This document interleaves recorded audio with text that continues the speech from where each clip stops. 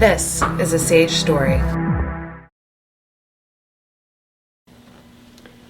My name is Harry Rosenberg.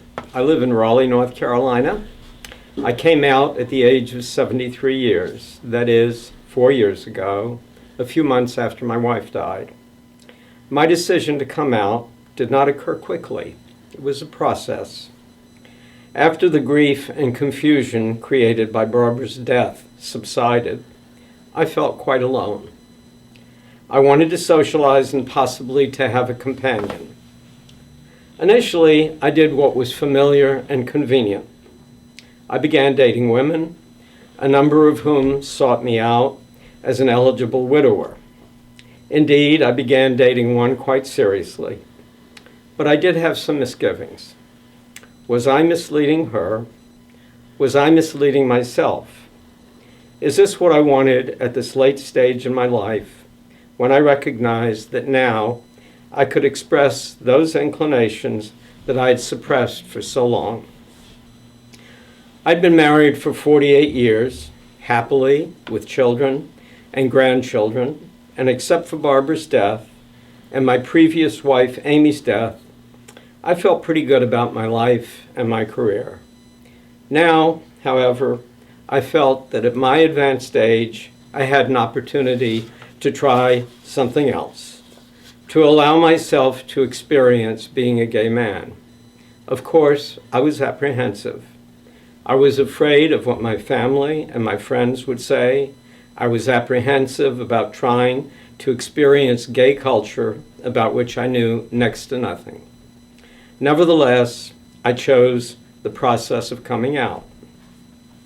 I was living in the D.C. area in a fairly traditional suburban neighborhood where I was well known as a parent, a spouse, and a civic activist. I knew that I would have to leave all that behind if I decided to come out. To come out, the first thing I did was to contact a minister, widely known in my community to be gay. I told Stuart, that's not his real name, that I was a recent widower who wanted to come out and that I was entirely clueless about how to do this. I did not know how and where to meet gay men, nor what to do when I met them. Stuart replied that a minister friend of his, Kevin, would call me. Kevin invited me to meet his friends at a restaurant in the DuPont Circle area of Washington, a neighborhood that is popular with young urbanites and with gays.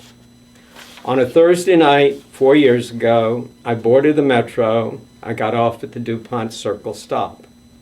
I walked to the Italian restaurant where I met Kevin and about a dozen men over pizza, pasta, and beer. The men were friendly and welcoming. I was attracted to several of them, but I did not know how to approach them and how to ask for a date. Nevertheless, that evening was an icebreaker. I had taken the first step. I continued to dine with this group, and soon, with the help of the internet, I joined several other groups in the Washington area.